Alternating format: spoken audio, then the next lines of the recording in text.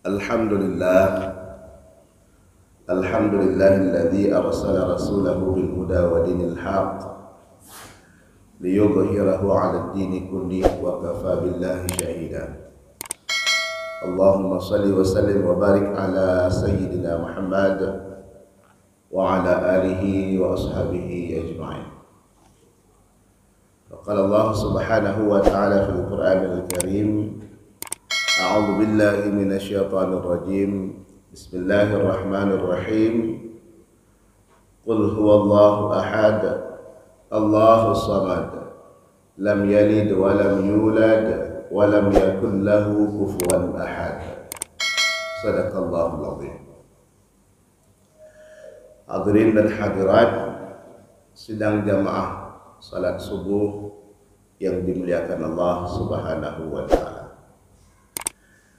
Puji dan syukur marilah sama-sama kita sampaikan kepada Allah Azza wa Jalla, yang mana oleh Allah masih memberikan kepada kita kesehatan, kesempatan, dan tentunya kekuatan iman, sehingga dengan itu semua kita semua masih berkesempatan hadir ke masjid yang mulia ini dalam rangka sama-sama kita melaksanakan salat subuh secara berjamaah dan tentunya mengikuti tausiah ataupun kajian singkat. Selawat beserta salam sama-sama pula kita sampaikan di kehadiran Nabi besar Muhammad sallallahu alaihi wasallam, baginda Rasulullah sallallahu alaihi wasallam yang telah menuntun kita, yang telah mendakwahkan dakwah Islam dari dua periode besar, periode Mekah dan periode Madinah. Dua periode ini menjadi cikal bakal kebangkitan Islam, menjadi cikal bakal kemajuan Islam sampai ke seluruh penjuru dunia seperti saat sekarang ini. Kita membaca di sirah, kita membaca dan mempelajari di sejarah bagaimana Rasulullah sallallahu alaihi wasallam beliau mensyiarkan agama Allah saat-saat awal Islam di Mekah. Kalau kita melihat sejarah bagaimana kerasnya perjuangan Rasulullah mensyiarkan agama Allah di Mekah. Awal-awal Islam ini disyiarkan oleh Rasulullah di Mekah, di mana notabene penduduk Mekah itu adalah penduduk yang keras. Masyarakat Mekah itu notabene adalah masyarakat yang hidup di lingkungan padang pasir, kemudian lingkungan bebatuan, dan punya prinsip yang sangat kuat dan sangat keras. Rasulullah ketika berdakwah di Mekah itu tidak banyak pengikutnya. Beliau dihujat, beliau ditentang, dan berbagai macam persoalan yang beliau hadapi di Mekah.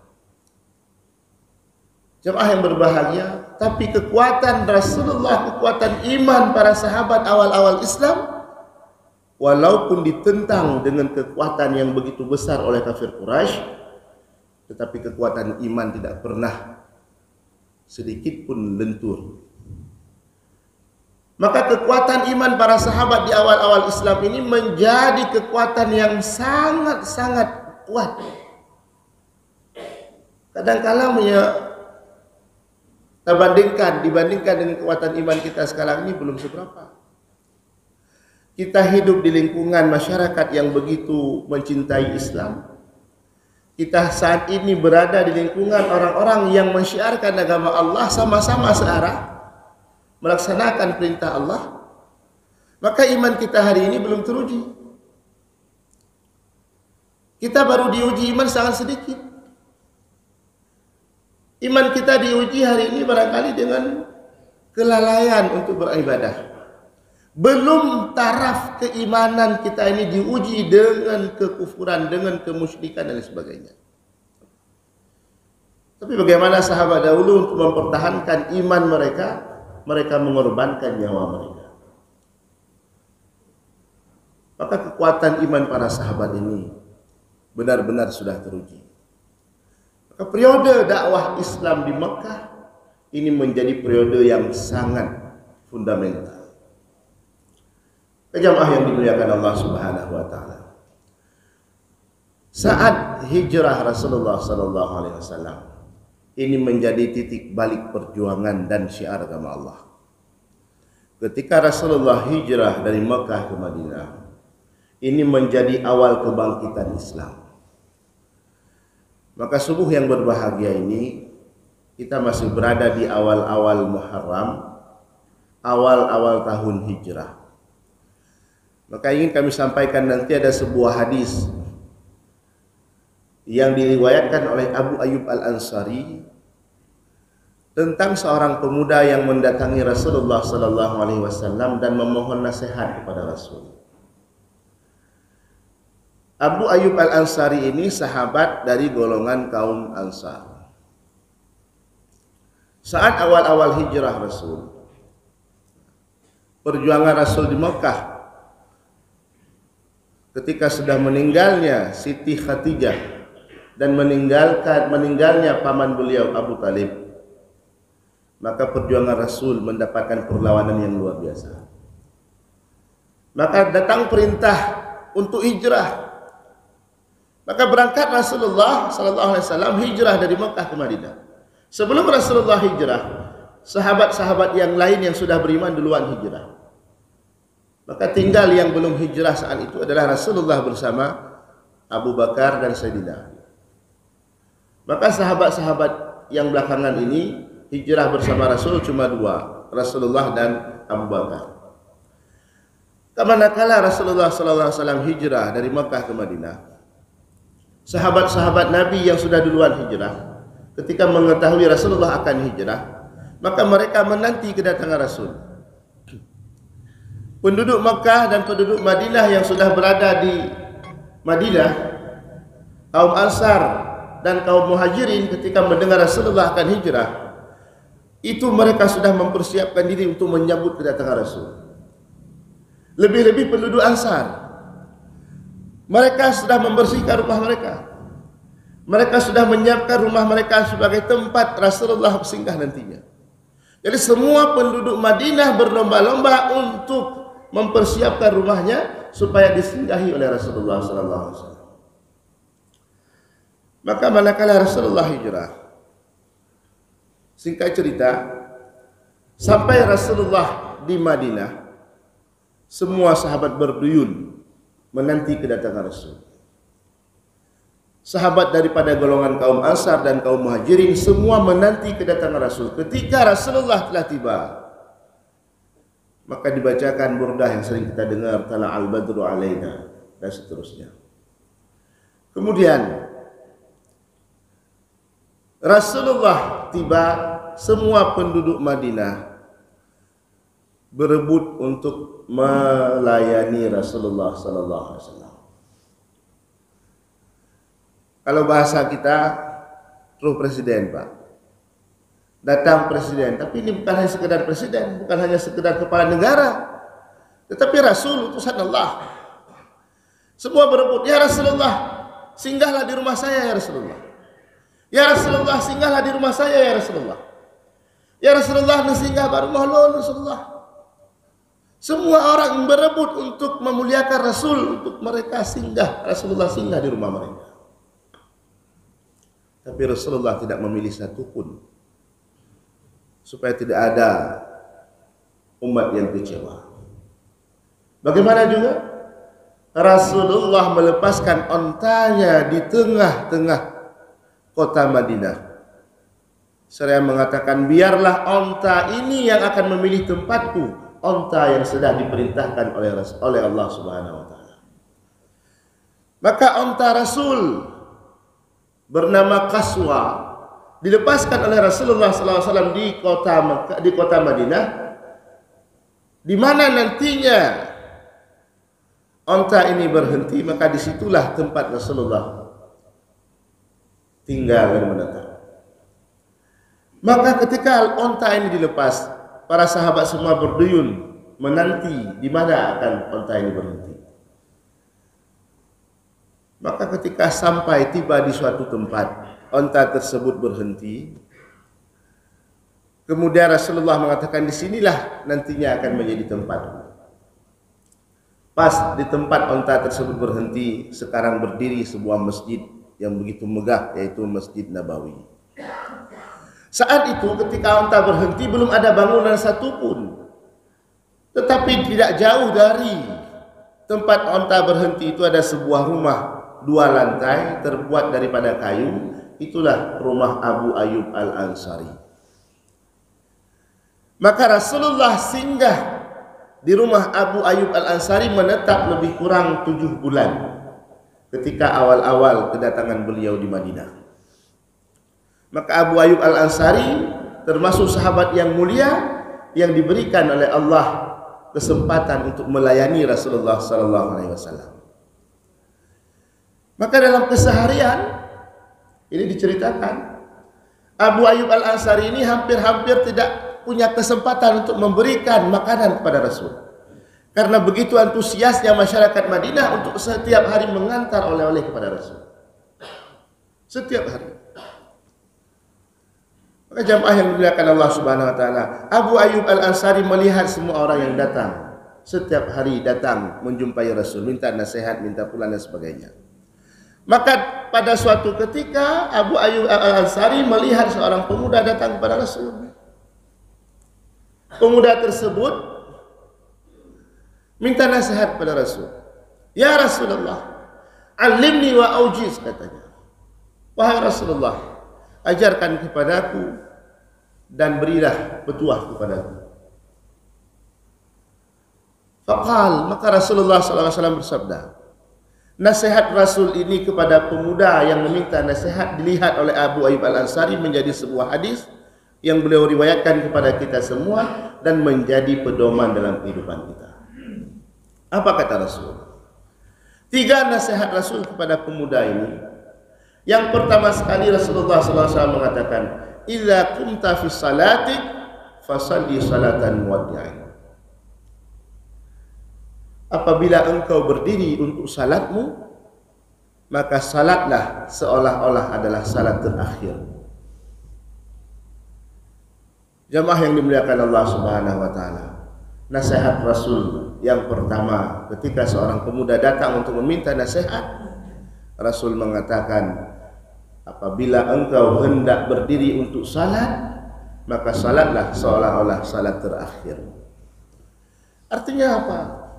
Rasul mengajarkan kepada kita untuk beribadah dengan khusyuk dan hanya menyerahkan diri kepada Allah Subhanahu wa taala.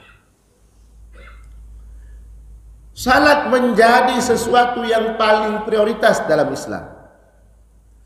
Salat ini menjadi sesuatu yang paling utama dalam Islam. Ibadah-ibadah yang lain seperti puasa setahun sekali, haji yang baru selesai dilaksanakan setahun sekali, zakat juga demikian setahun sekali. Tetapi salat sehari 5 kali bentuk ubudiyah kita kepada Allah,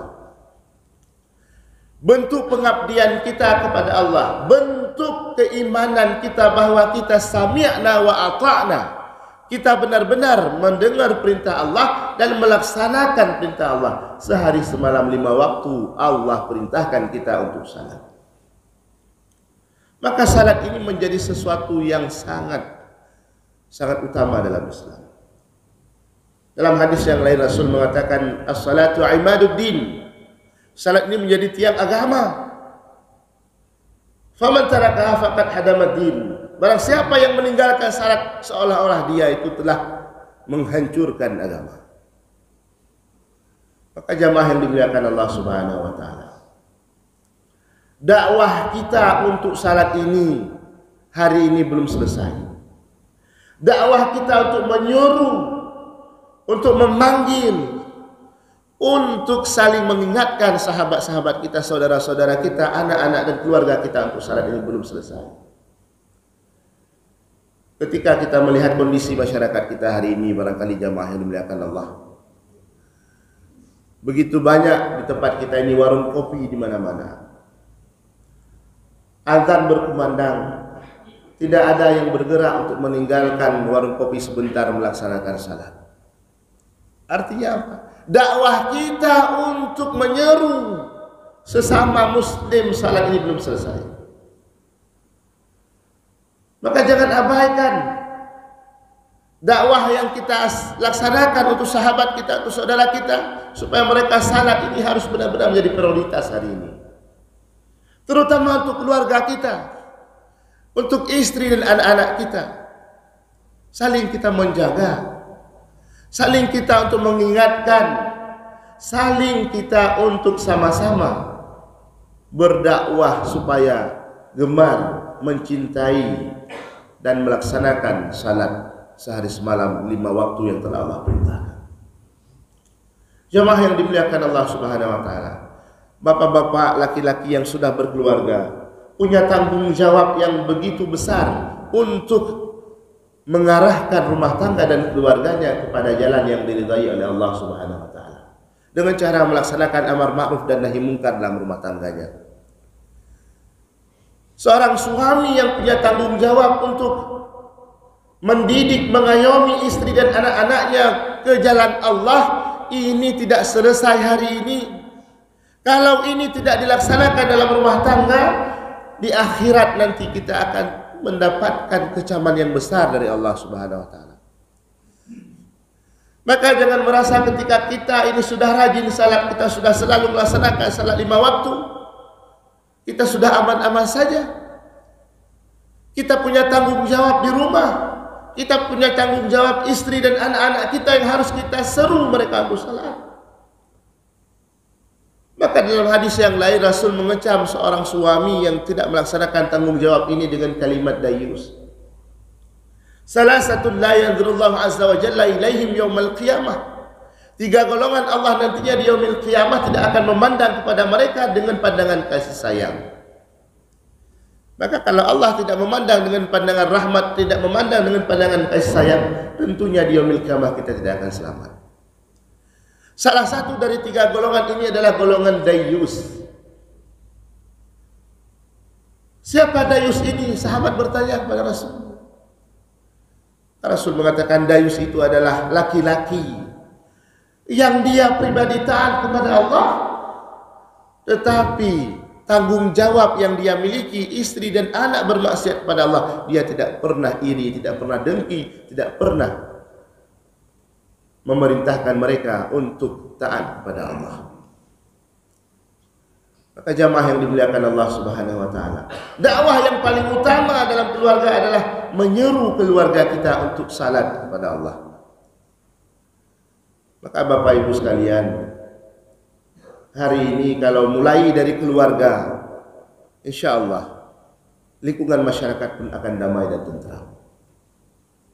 Karena komunitas terkecil adalah sebuah keluarga. Masyarakat adalah kumpulan dari beberapa keluarga. Maka kalau dari keluarga kita sudah mulai dengan keluarga yang baik, kalau dari keluarga kita sudah mulai mendakwahkan anggota keluarga kita untuk jalan kepada Allah, maka masyarakat kita pun akan menjadi masyarakat yang searah menuju kepada keridhaan Allah Subhanahu wa taala.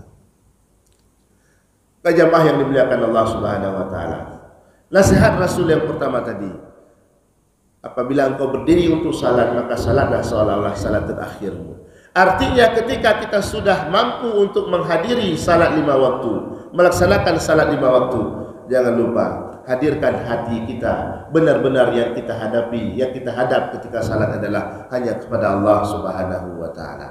Artinya salat yang khusyuk. Kita tidak bisa mengabaikan hari ini ketika kita salat, barangkali banyak di antara kita hati kita tidak benar-benar menghadap Allah. Ketika kita sudah takbiratul ihram, ada saja persoalan-persoalan di luar salat akan muncul di hati kita, akan muncul di pikiran kita. Tetapi jamaah yang dimuliakan Allah, jangan biarkan sesuatu di luar salat ini terus-menerus akan mempengaruhi pikiran kita dalam salat. Tentunya syaitan tidak pernah berhenti menggoda kita supaya kita keluar daripada pikiran untuk keluar salat. Tetapi jamaah yang dimuliakan Allah, ketika salat sudah kita laksanakan, Berdiri kita menghadap kepada Allah Subhanahu wa taala. Hadirkan hati juga bahwa yang kita hadapi adalah, yang kita berdiri ini adalah menghadap kepada Allah Subhanahu wa taala.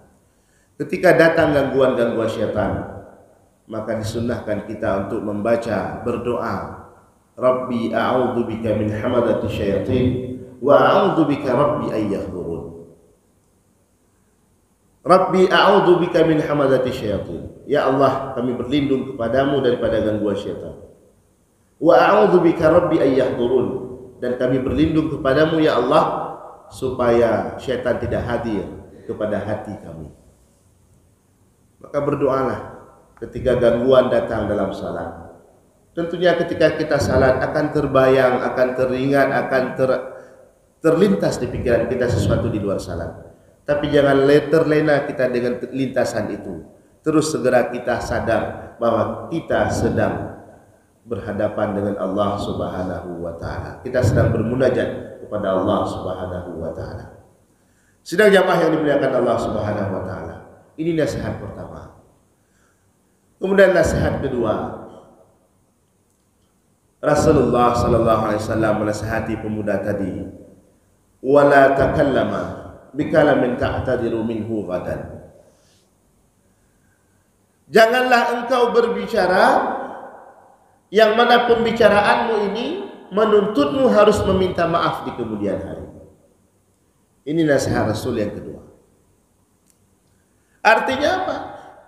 Rasulullah mengingatkan kepada kita untuk senantiasa menjaga lidah dan lisan kita. Wala takallama bikalamin ta'tadiru minhu ghadan. Janganlah berbicara dengan pembicaraan, dengan perkataan yang menuntutmu harus minta maaf di kemudian hari. Jamaah yang dimuliakan Allah Subhanahu wa taala. Dalam hadis yang lain, Rasul mengajarkan kepada kita untuk menjaga lisan, "Man kana yu'minu billahi wal yaumil akhir falyaqul khairan aw liyasmut." Barang siapa dia beriman kepada Allah dan hari akhir, hendaklah dia berbicara yang baik, atau kalau dia tidak mampu, hendaklah dia diam. Hendaknya dia diam. Maka jamaah yang dimuliakan Allah Subhanahu wa taala, apa yang dinasihati oleh Rasul kepada pemuda tadi? Apabila engkau berbicara, maka jangan sampai menuntutmu dengan pembicaraanmu itu harus meminta maaf di kemudian hari. Artinya sebelum ucapan kita keluarkan, sebelum kata-kata kita keluarkan ke permukaan, kita harus duluan memfilternya. Kita sudah harus duluan mengingat, mencerna apa efek yang akan timbul dari pembicaraan kita. Jangan sampai pembicaraan kita ini menuntut kepada kita harus meminta maaf di kemudian hari kepada orang lain. Sedang jamaah yang dimuliakan Allah Subhanahu wa taala. Maka dalam kondisi di mana masyarakat kita telah dalam keadaan damai, tentram, bersatu padu, tiba-tiba ada ucapan-ucapan yang keluar menyebabkan perpecahan di kalangan masyarakat, maka kemana harus kita minta maaf? Kalaulah satu orang yang kita sakiti, kita bisa langsung menghadapinya, berhadapan minta maaf, selesai. Tapi kalau sebab ucapan kita menyakiti seluruh masyarakat, terjadi perpecahan di kalangan umat, kemana kita harus minta maaf? Perangkat kampung sudah membangun sebuah kampung dengan sangat bagus, dengan tentram, dengan damai. Semua masyarakat bersatu, tiba-tiba datang kita mengeluarkan ucapan, kata-kata. Kita tidak berpikir apa efeknya. Selesai ucapan kita, sudah mulai terjadi kasak kusuk di kalangan masyarakat. Sudah mulai terjadi populan dengan populen sudah tidak akur. Lorong pulan dengan lorong pulen sudah tidak mulai akur lagi, dengan sebab satu ucapan yang kita keluarkan. Kemana kita harus minta maaf di kemudian harinya, Pak Hendriya? Maka Rasul mengajarkan kepada kita, sebelum ucapan kita keluarkan, pikirlah terlebih dahulu apa efek yang akan timbul dari ucapan kita. Maka sedang jamaah yang dimuliakan Allah Subhanahu wa taala, tentunya kita berharap Mudah-mudahan apa yang keluar dari lidah kita ini adalah sesuatu yang bisa menyejukkan umat, sesuatu yang bisa menyejukkan masyarakat, sesuatu yang bisa mendamaikan kehidupan orang lain. Maka kita dianjurkan untuk senantiasa berdoa kepada Allah. Allahumma ja'al makharaja min lisani nura wa hikmah. Ya Allah, jadikan apa yang keluar daripada lidahku ini adalah menjadi cahaya dan menjadi hikmah kepada orang lain. Lidah kita tidak bertulang, jamaah yang berbahagia. Tetapi dengan sebab yang dikeluarkan oleh lidah kita ini bisa menjadi kehancuran di kalangan orang lain, bisa menyebabkan perpecahan di kalangan orang lain. Maka apa yang Rasulullah perintahkan, apa yang Rasulullah ingatkan kepada pemuda ini jauh 1500 tahun yang lalu, tentunya terus selaras dengan kehidupan kita hari ini. Mari kita menjaga lidah, mari kita menjaga lisan kita.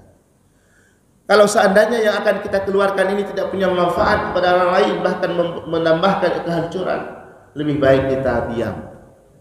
Lebih baik kita menahan diri untuk tidak mengeluarkan kalimat-kalimat itu. Tetapi seandainya apa yang kita keluarkan bisa menyejukkan kepada umat, maka kita diperintahkan untuk senantiasa berbicara dengan kalimat-kalimat yang baik. Jamaah yang dimuliakan Allah Subhanahu wa taala. Berbicara konsep kita hari ini, tentunya pembicaraan itu bukan tidak hanya terbatas kepada lisan lagi hari ini. Wala takallama, jangan berbicara dengan kalimat yang menuntutmu meminta maaf di kemudian hari. Pembicaraan itu tidak hanya terbatas dengan ucapan lisan hari ini, tetapi juga pembicaraan sudah lebih maju. Dengan teknologi bisa kita berbicara hari ini dengan HP. Lisan kita ini bisa diwakili oleh ketikan-ketikan yang kita ketik melalui WA, melalui Facebook, kemudian kita share kepada orang lain. Lidah kita ini hari ini sudah bisa diwakili dengan media sosial, melalui apa yang kita ketik, bukan hanya apa yang kita bicarakan. Maka apa yang dikhawatirkan oleh umat hari ini adalah berita-berita hoak yang menyebar di kalangan masyarakat begitu besar. Berita-berita yang tidak dapat dipertanggungjawabkan dunia dan akhirat menyebar di kalangan masyarakat begitu besar. Berita-berita hoak ini adalah berita-berita yang diketik, kemudian di-share kepada orang lain, padahal sumber aslinya tidak benar sebagaimana yang dikhabarkan, diberitakan. Maka ketika Rasul memerintahkan jangan berbicara dengan pembicaraan yang menuntutmu meminta maaf di kemudian hari, juga hari ini konsekuensinya jangan mengetik, jangan menge-share, jangan menyebarkan sesuatu yang bisa menyebabkan perpecahan di kalangan umat. Kalau berita masuk ke HP kita, lihat, baca, cross check dulu, benar tidak informasi ini. Jangan begitu masuk, oh padah berita ya. Lagak tak berita, share, dibaca oleh seluruh penduduk di Blower, di Sukaramai, pecah umat, karu masyarakat. Siapa yang bertanggung jawab? Kalaulah ucapan lisan tadi 1-2 orang bisa kita minta maaf, yang tersakiti seluruh masyarakat kita bisa berdiri setelah salat Jumat minta maaf melalui media sosial dan sebagainya. Tapi kalau dengan sebab media ini orang lain tersakiti, kita tidak tahu berapa jumlah orang yang tersakiti dengan sebab ketikan kita.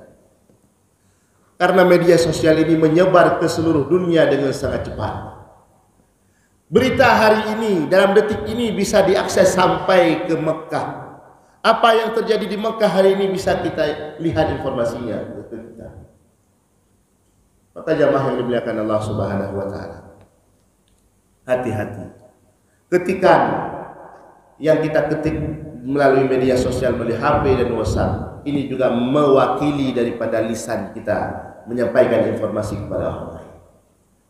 Maka sebelum mengetik, fikirkan, cerna, filter dulu apa efek yang akan saya sampaikan melalui ketikan saya ini. Sedang jamaah yang dimuliakan Allah Subhanahu wa taala, salah satu contoh informasi kita kemarin, kebetulan alhamdulillah kami diberi rahmat oleh Allah menunaikan ibadah haji tahun ini. Suatu ketika, hari kedua ketika kami berada di Mina, proses pelontaran jamrah pagi harinya, kami keluar menuju untuk melontar jamrah, melewati terowongan. Kebetulan pagi itu terowongan mati lampu. Kami belum masuk ke terowongan sudah mati lampu. Ada orang yang sudah duluan berada di terowongan, mereka cepat-cepat bergerak untuk meninggalkan terowongan. Di Mekah, tragedi mati lampu di terowongan itu tidak menyebabkan apa-apa.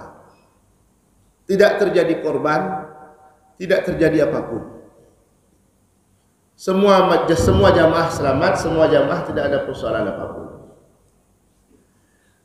Sidang jamaah yang dimuliakan Allah. 2 jam kami kembali ke tenda, tidak jadi berangkat karena mati lampu di terowongan. Baru 2 jam kami duduk di tenda, sudah datang pertanyaan dari tanah air, dari kita yang Aceh. Apa sudah kejadian? Banyak sekali orang meninggal di Makkah. Masya Allah. Padahal tidak terjadi apa-apa, cuma mati lampu. Jamaah semua selamat, tidak ada persoalan. Tetapi sudah menyebar informasi di tanah air bahwa tragedi mati lampu menyebabkan korban jiwa. Di-share-lah video di mana banyak jamaah yang meninggal dunia sedang dibaringkan di Masjid Kaif dekat terowongan. Rupanya video tersebut adalah video kejadian tahun 2005 dahulu. Digoreng kembali oleh oknum-oknum, kemudian di-share, disebarkan, sehingga masyarakat gundah, sehingga jamaah menjadi risau. Padahal jamaah haji di sana tenang-tenang saja dalam beribadah. Tetapi karena sebab informasi hoak ini, sampai pemerintah Arab Saudi harus turun tangan untuk menyampaikan kepada jamaah haji. Maka jamaah yang dimuliakan Allah Subhanahu wa taala, apa yang kita ketik hari ini mewakili lisan kita, maka pertanggungjawaban kita bukan hanya di dunia, tetapi juga pertanggungjawaban nanti sampai di yaumil qiyamah. Sidang jamaah yang dimuliakan Allah Subhanahu wa taala. Kemudian yang terakhir, nasihat Rasul kepada pemuda tadi adalah wajma'il yasa mimma fi yadayin nas. Kumpulkan keterputusasaanmu pada tangan-tangan manusia. Artinya, janganlah engkau menggantungkan harapan kepada manusia. Gantungkan harapanmu sebesar apapun, setinggi apapun hanya kepada Allah Subhanahu wa taala. Maka Rasul mengajarkan pada nasihat yang ketiga ini supaya kita senantiasa punya sikap tawakal kepada Allah Subhanahu wa taala. Tidak mudah kecewa, tidak menggantungkan harapan kita kepada selain Allah. Jamaah yang dimuliakan Allah Subhanahu wa taala, banyak terjadi kehancuran pada diri kita ini. Salah satu sebabnya adalah ketika kita terlalu tinggi mengharapkan sesuatu kepada selain Allah. Ketika kita menggantungkan harapan kepada selain Allah, kemudian harapan itu terus menerus kita masukkan di pikiran kita, kemudian menjadi sesuatu harapan yang kita nantikan kehadirannya. Ketika itu tidak hadir, maka akan terjadi kekecewaan. Ketika terjadi kecewa, maka silaturahmi akan terputus. Ketika silaturahmi sudah tidak ada, konflik akan terjadi, maka kekacauan akan terjadi. Jamaah yang dimuliakan Allah, maka Rasul mengajarkan kepada kita, gantungkan harapanmu hanya kepada Allah. Jangan pernah kita menggantungkan harapan kepada selain Allah. Kadang-kadang dalam keseharian kita terlalu banyak berharap. Ini saya nanti akan menyekolahkan anak saya di sebuah lembaga pendidikan yang berkualitas tinggi, dengan SPP yang tinggi. Kita berharap dengan itu semua. anak kita akan menjadi seorang yang sukses. Ketika ini kita lakukan, kita lupa berharap kepada Allah, kita lupa berdoa kepada Allah, kita lupa menyerahkan persoalan kita kepada Allah. Ketika biaya sudah banyak yang kita keluarkan, anak yang kita harapkan tidak terjadi seperti yang kita harapkan, maka kita akan kecewa. Ketika kecewa terjadi, kita akan menyebarkan informasi baik jok li bak sekulayan anak lon halaje kebut. Atau dalam persoalan-persoalan yang lain, persoalan-persoalan dalam keseharian kita mendukung satu dua orang, kemudian dengan berharap nantinya kita akan mendapatkan imbalan ataupun apapun yang terjadi setelahnya. Tetapi ketika selesai dukungan kita tidak mendapatkan apapun, kita akan kecewa. Ketika kita kecewa, kita akan membuat sebuah permusuhan baru. Maka Rasul mengajarkan kepada kita, wajma'il yasa mimma fi yadayyin nas. Gantungkan harapanmu hanya kepada Allah, bukan kepada selain Allah. Maka apapun persoalan yang kita hadapi, jamaah yang dimuliakan Allah, sesulit apapun hidup yang kita hadapi hari ini, jangan pernah menggantungkan harapan kepada selain Allah. Gantungkan harapan kepada Allah melalui tahajud kita. Mengadulah kepada Allah melalui ibadah kita, melalui salat kita, menangis sejadi-jadinya. Lapor kepada Allah, ya Allah, hidupku begitu susah ya Allah. Hana rezeki la muronyo ya Allah. Anak lo nijak ikula ya Allah. SPP belum selesai saya bayar ya Allah. Bantulah kami ya Allah. Gantungkan harapan hanya kepada Allah. Wa may yattaqillaha yaj'al lahu makhraja. Barang siapa bertakwa kepada Allah, Allah akan memberikan jalan keluar dari setiap masalah yang kita hadapi. Berat sekali persoalan yang kita hadapi, ada Allah yang akan memberikan jalan keluar kepada kita.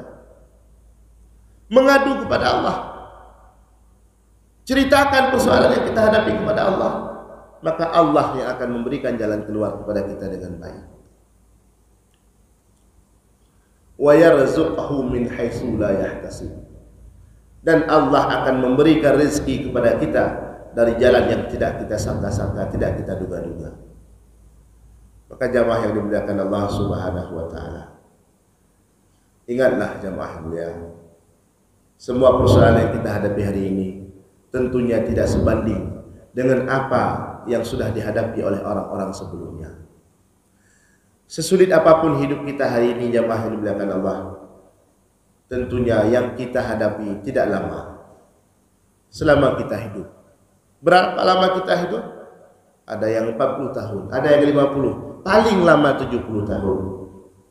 Kesulitan yang kita hadapi, kalau kita hadapi dengan sabar dan penuh tawakal kepada Allah, hanya berharap kepada Allah, maka kesulitan ini selesai dengan kita berangkat menuju kepada alam barzakh.